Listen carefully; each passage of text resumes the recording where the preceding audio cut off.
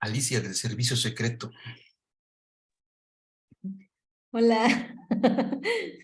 ¿Qué tal? ¿Cómo están? Hola, hola, ¿qué tal? Aquí andamos. Buenas tardes, chicos. Hola, Pues buenas tardes. aquí me mandó la invitación Javier. Y ahí me Órale, conecto muy a bien. ver qué nos va a platicar el compañero. Bueno, gracias por acompañarnos. Sí, no, gracias a ustedes por invitarme. Bueno. Ahora va a llegar una invitación después para que des una plática Ah, ok, para el gracias. siguiente semestre, ¿vale? Sí, ¿verdad? Gracias. Bueno, bien. Hola, José Luis. Hola, hola Florencio. ¿Qué tal? Muchachos, Roger y Luis.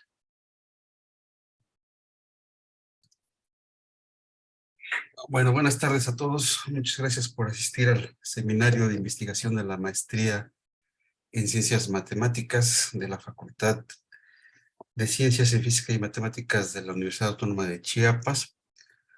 Esta vez tenemos el gusto de presentar al compañero José Luis Suárez López. Él es estudiante de doctorado de la Facultad de Ciencias Físico-Matemáticas de la Benemérita Universidad Autónoma de Puebla y pues nos va a platicar sobre modelos geométricos de los hiperespacios de arcos e hiperespacios relacionados con algunos continuos.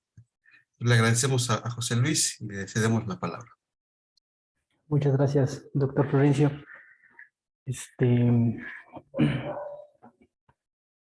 pues lo que les voy a platicar en sí es probablemente algo básico, pero es para introducir unos hiperespacios que definimos para mi trabajo de doctorado. Y creo este, que muchas veces es importante palpar de alguna forma los hiperespacios con los que uno trabaja. Muchas veces nosotros construimos cosas a veces muy complejas, pero siempre ayuda el poder visualizarlos de alguna forma. Entonces, esa es la idea de esta plática. No son los grandes teoremas tampoco, pero es esto de introducir hiperespacios nuevos. Entonces, vamos a empezar con eso. Espero no aburrirlos mucho. Bueno, en este caso voy a estar trabajando en continuos. A ver, hay una falla técnica. Listo. Entonces, vamos a recordar que es un continuo. Un continuo es un espacio métrico, compacto, conexo y con más de un punto. Vamos a tomar como subcontinuo a un subespacio de un continuo, que a su vez también es un continuo, ¿no? Y en esta plática me voy a enfocar en tres, muy básicos. En un arco, espacios homomorfos al intervalo cerrado 0,1. En una curva cerrada simple, que es un espacio topológico homomorfo al círculo unitario, en R2. Y en un triodo simple, que va a ser este espacio, que es en realidad una T invertida en R2. Bueno, también voy a hablar un poquito de hiperespacios. Los hiperespacios, como ya sabrán muchos, pues son familias de subconjuntos de un espacio topológico que tienen una característica en común. Y bueno, con los que más trabajamos es con el 2 a la X, que es la familia de todos los cerrados y no vacíos en X. Con el C de X, que es la familia de todos los que además de ser cerrados y no vacíos son conexos. Y con los productos simétricos, estos Fn de X, que son subconjuntos que tienen a lo más en elementos. Entonces, como yo voy a hablar de continuos, a C de X lo vamos a llamar el hiperespacio subcontinuos del continuo X. Bueno, resulta que Nadler, en el libro de hiperespacios de conjuntos, de 78 creo, no recuerdo bien, propone estudiar propiedades del hiperespacio de arcos. Y bueno, este hiperespacio se define como la familia de todos los subcontinuos que cumplen con ser arco en X. Y bueno, ya en el 99, Adrián Ulises Soto con Alejandro Llanes retoman esta idea de Nadler y definen el hiperespacio de arcos singulares, que lo vamos a denotar por M de X, pues al hiperespacio de arcos antes definido, pues solamente le vamos a agregar los singulares y nada más. Y bueno, hay mucho trabajo sobre esto, no solamente lo que yo he hecho, pero hay muchas cosas que se han hablado de este hiperespacio. Ya bueno, en 2016, María de Jesús López Toriz, Patricia Pellicer y Iván Serapio trabajaron en este hiperespacio, definieron por ahí la función de punto medio y la función de puntos extremos. Entonces, entre ese trabajo está este resultado muy sencillito, que es que si X es un arco, entonces el hiperespacio de arcos singulares es justamente el CDX. Y pues no debe ser difícil convencernos de eso, porque si tú te agarras al 0,1, por ejemplo, pues hay muy poquitos subcontinuos, ¿no? Hay singulares, perdón, singulares, y hay arcos. Entonces, los arcos pues pueden tener al 0, pueden tener al 1, o no tener a ninguno de los dos extremos del arco. Estos son de la forma AB. Y entonces, aquí voy a hacer una construcción un poquito extraña. Más adelante voy a hablar de anclados. Entonces, ¿qué pasa con los singulares? Una forma de representar al CDX, pues es una docelda, que es un triángulo, que puede ser representado de esta forma, donde los vértices de este triángulo son el punto 0,0, el 1,1, el 0,1. Y entonces, resulta que todos los singulares los puedes mandar sobre la diagonal. Y decíamos, hay arcos que tienen al 0, pues esos los manda sobre la barra vertical, que va del 0,0 al 0,1. Y para los que tienen al 1, pues puedes mandar sobre la barra horizontal del 0,1 al 1,1. Y bueno, para todos los demás arcos, estos van a ser representados dentro de esta docelda, como un puntito. Entonces, una forma de ver a todos los subcontinuos de un arco, pues resulta ser una docelda rellena.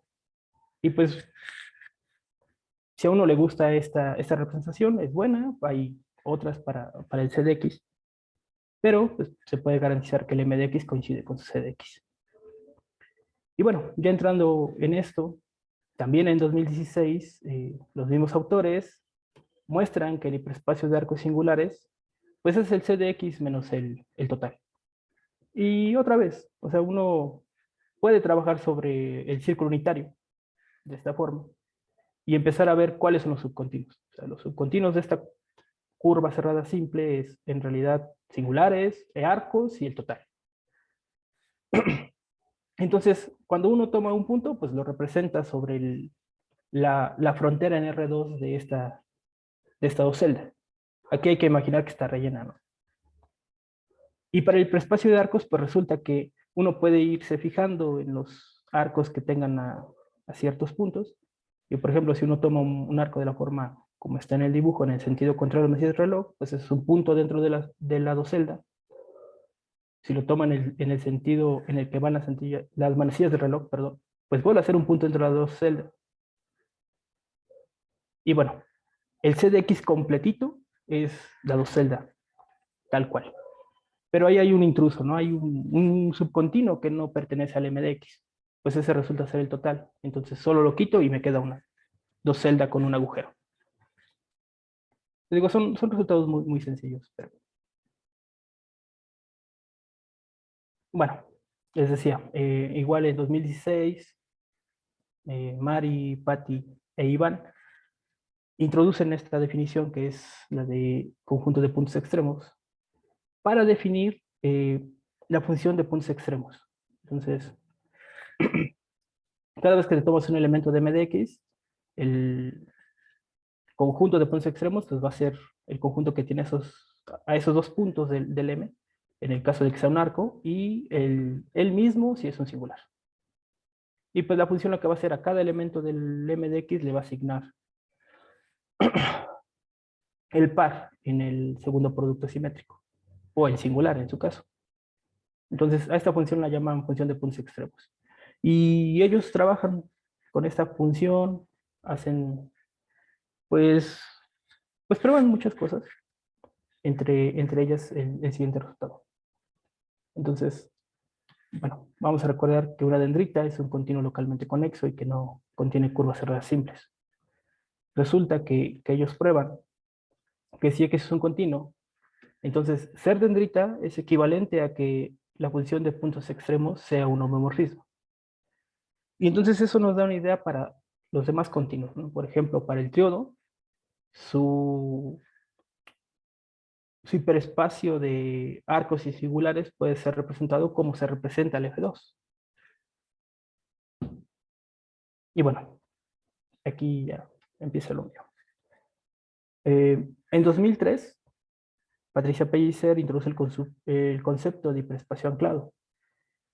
¿Qué es esto? Pues te tomas un continuo, tomas un subcontinuo, y te vas a fijar en la familia de todos los subcontinuos en X que contengan al primer continuo, en este caso al A. Y en particular, pues vamos a estar interesados cuando este subcontinuo sea un singular. Y bueno, yo alguna vez escuché, no recuerdo de qué profesor, que nos decía, uno arma hiperespacios, te agarras la propiedad que más te gusta y empiezas a trabajar con eso. Y pues en la maestría trabajé un rato con el hiperespacio de arcos y lo primero y lo más natural fue preguntarse qué pasa si empiezo a anclar en arcos. Entonces, para mi trabajo de doctorado, junto con mis asesores introducimos este hiperespacio, ¿no? Vamos a llamar arcos de P en X al hiperespacio de todos los arcos en X que contienen un punto en particular, en este caso al P. Y entonces, pues, hemos hecho ya un trabajo un poquito, pues, amplio de este hiperespacio, que en sí es nuevo y que, pues, nos ha dado varias propiedades interesantes que espero en un futuro poderles platicar con detalle. Bueno, les decía al principio de la plática, voy a estar interesado en ver modelos geométricos de este hiperespacio cuando los continuos son un arco, una curva cerrada simple y un triodo simple. Entonces, antes de eso, bueno, si hay un homomorfismo entre dos continuos, en este caso X y Y, vamos a tener que el hiperespacio arcos de P en X es homomorfo al arcos de H de P en Y. Y no es complicado de probar, en realidad. Te tomas la función inducida entre los hiperespacios y puedes ver que eso es un homomorfismo. No es muy complicado. Pero bueno, les decía, me interesan los modelos cuando es un arco. En particular con el teorema anterior, pues puedo trabajar solo con el intervalo 0,1. Entonces, cuando tienes el intervalo 0,1, si P es un punto en el intervalo, va a resultar que el arco de P en X va a ser un arco si P es alguno de los extremos y va a ser una docelda para todos los demás puntos. Y bueno, al principio de la plática les decía, vamos a fijarnos en que hay arcos que se pueden anclar en el 0, ¿no? Entonces, para los que tienen al 0, lo que vamos a hacer es obtener un arco como el que está representado aquí. Toda la barra vertical, bueno, el segmento vertical que va del 0,0 al 0,1. Y para los que tienen al 1, pues igual, tenemos la barra horizontal o el segmento horizontal que va del 0,1 al 1,1. Y si uno ancla bueno, eso claramente son arcos, pero si uno ancla en un punto que no sea extremo del intervalo 0,1, o sea, si uno se toma un punto P y un arco que lo contenga, en este caso este arco verde, pues en primer lugar, el primer elemento que lo tiene, pues es el singular. Entonces el singular habíamos dicho que queda sobre la diagonal de este triangulito. Bueno, creo que estoy diciendo algo mal, ¿no? Pero sobre la diagonal el segmento de recta que va del 0,0 al 1,1. Ahí queda representado todos los singulares, entonces por ahí anda el singular del P. Después, lo que puedes hacer es fijarte en todos los arcos que van de P hacia el 0. Eso representa a un arco de esta forma. Y si uno se pregunta más cosas, entonces hay arcos que tienen al 0 y al P y eso te da otro arco aquí. Pero eso mismo lo puedes hacer hacia el 1, ¿no? O sea, si del P creces al 1, pues tienes un arco de esta forma.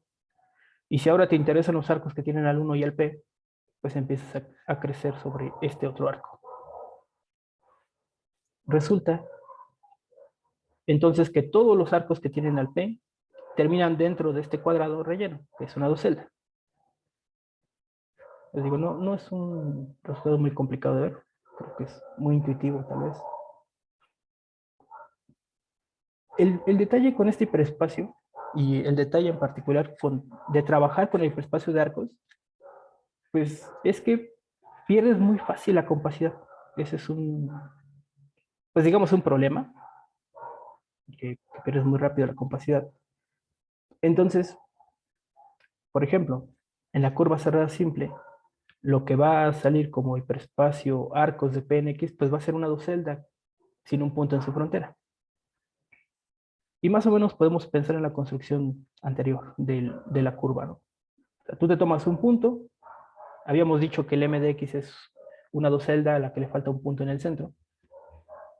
Perdón, bueno, una docelda y le falta el punto en el centro. Entonces, el primer elemento del arcos que tiene al P, pues es el singular. Y estos terminan sobre la frontera de este disco en R2. Por otro lado, uno puede ir creciendo en el sentido contrario a las manecillas del reloj y tener AP como punto extremo. Entonces uno puede seguir creciendo y lo que hace dentro del hiperespacio de arcos singulares es obtener algo de esta forma. En realidad es más como la mitad de un corazón, pero mis habilidades para hacer dibujos con TIC son limitadas, entonces por el momento créanme que sale esa semicircunferencia, ¿no? Y bueno, si uno empieza a moverse en el sentido en el que van las manecillas del reloj, o sea, en ese sentido lo que va a obtener es la otra parte de la circunferencia. Entonces, todos aquellos arcos que tienen al P como extremo, pues terminan en la circunferencia verde. El problema es que estos arcos van a crecer hasta llegar al total, entonces no podemos tener al total en ningún lado y queda ese hueco dentro de la circunferencia verde. Pero no son los únicos arcos que tienen AP. O sea, hay arcos como estos que tienen AP y no necesariamente son los extremos. Bueno, esos arcos quedan representados como puntos dentro de la circunferencia. Y entonces lo que obtenemos como un modelo para el arco de Pnx, en este caso, pues es una docelda a la que le falta un punto en la frontera. Otra vez es algo que probablemente, no probablemente, más bien, estoy seguro que se deduce inmediatamente de cómo describes el hiperespacio de subcontinuos de la curva, pero uno puede empezar a variar las cosas, ¿no? Ahora bien, creo que me fui muy rápido, perdón. El último que quiero ver es cuando X es un tríodo simple, el tríodo en R2. Habíamos dicho que con este teorema que nos dice que el arcos de Pnx es homomorfo al arcos de H de P en Y, pues uno puede trabajar con la forma más simple del continuo. Entonces, en este caso voy a tomar a este tríodo. Pues son los puntos que tienen primera coordenada entre -1 y 1 y segunda coordenada 0. Unido con el conjunto que tiene a los puntos de la forma 0, y, donde y está entre 0 y 1. Eso es una T invertida en R2, ¿no? Y entonces, para este caso, pues tenemos diferentes modelos dependiendo del punto. Si el punto es el vértice, resulta que el arcos de Pnx es una docelda. Si P es alguno de los extremos de este tríodo, pues el arcos es un tríodo simple. Si P es un punto que no es ni el vértice ni los extremos, pues resulta que es un espacio homomorfo al tríodo, bueno, a un tríodo plus el 0,1. Y tampoco es difícil de ver un modelo, o bueno, más o menos darnos una idea de cómo construir la prueba para esto. Si P es el 0, 0, pues en particular uno lo puede ver que es este, bueno, el punto de ramificación de este triodo, pero además puede ver que en realidad es un punto que no es extremo de la unión de cualesquiera dos arcos, en este caso el A1 y el A3. Entonces, podemos aplicar lo que se le hizo para el arco. Uno se fija en este punto y en esta unión de dos arcos, y lo que obtiene es una docelda. Esa docelda va a tener la característica de que en su frontera va a tener representados al arcos de P en A1 y al arcos de P en A3.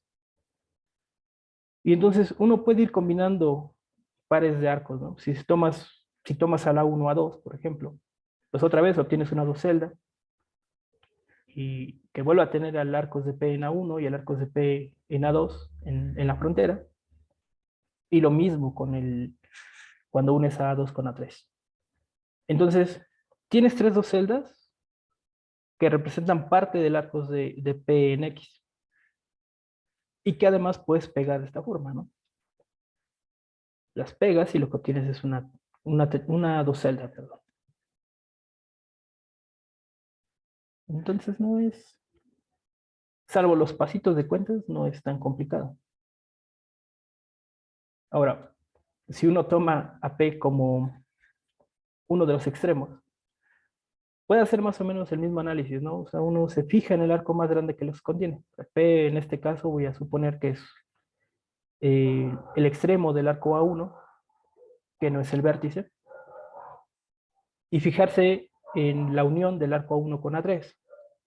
Por lo que hicimos para el arco, sabemos que la representación del arcos de P en A1 unión A3 es un arco. Y bueno, este arco tiene la particularidad de tener a P como al singular de P como uno de sus extremos y como el otro, perdón, y a A1 unión A3 como el otro extremo. Pero eso lo puedo hacer también con A1 unión A2. O sea, en realidad, si me fijo en A1 unión A2, pues otra vez tengo un arco que tiene como extremos al singular de P y A1 unión A2. Algo que tienen estos dos hiperespacios es que en algún lugar, perdón, tienen representado al A1. Entonces, uno puede identificar la parte del arco que va del singular de P a la 1 en estos dos arcos rojos y pegarlos. Entonces lo que obtenemos es un tríodo simple donde el vértice va a representar al arco A1.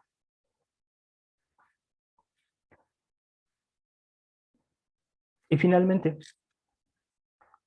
para un punto que no es ni vértice ni extremo, lo que vamos a obtener es un tríodo simple, cruza el 0,1. Entonces, ¿qué estamos haciendo? Bueno, nos tomamos a P en alguna de las patas que cumpla con no ser ni extremo ni el vértice del tríodo grande. En este caso lo estoy suponiendo que está en el A1. Pero uno puede partir entonces al tríodo original en dos cosas. Un arco que va del extremo E1 a P y un tríodo, que en este caso va a ser T, que va a ser un tríodo simple con patas, en este caso A2, A3 y el arco P a B. Bueno, usando el inciso 2 y la parte de cuando P es extremo de un arco, podemos ver que el arco de P en A, pues es un arco con extremos singular de P y A. Y para el T, el arcos de P en T, pues va a ser un tríodo, donde como extremos va a tener al singular de P, al arco PB unión A2, al arco de PAB unión A3, y en el centro va a tener al PB.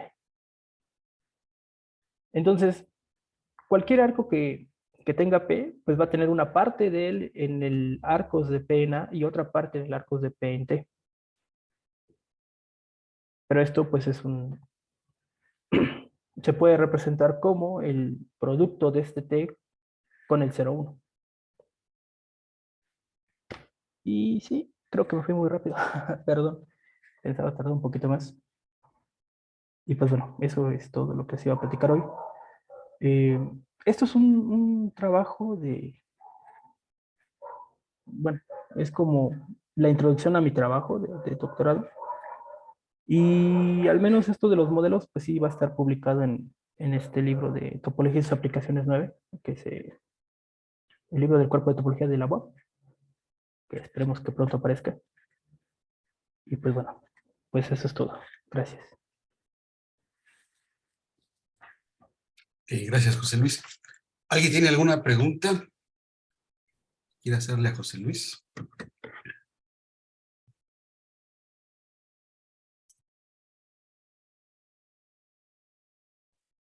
Hola, yo. Sí, Alicia. Sí, José Luis, ¿qué otros continuos han trabajado? ¿Ya han hecho algo sobre la figura 8 o la teta? Hicimos, por ejemplo, sobre la paleta, ese va a aparecer en el trabajo del libro del cuerpo. Y al menos son los modelos que trabajamos, los únicos 3, 4. Ya de ahí, la verdad, brincamos ya a ver más propiedades del hiperespacio en realidad. Sí, como que el 8 y la teta, pues no sabemos. Ah, ok, gracias. ¿Alguien más?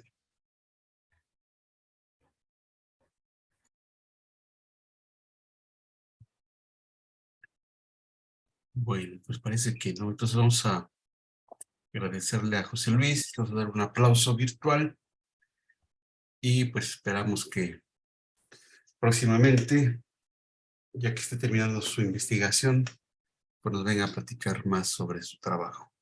Gracias, José Luis. Gracias a ustedes por invitarme.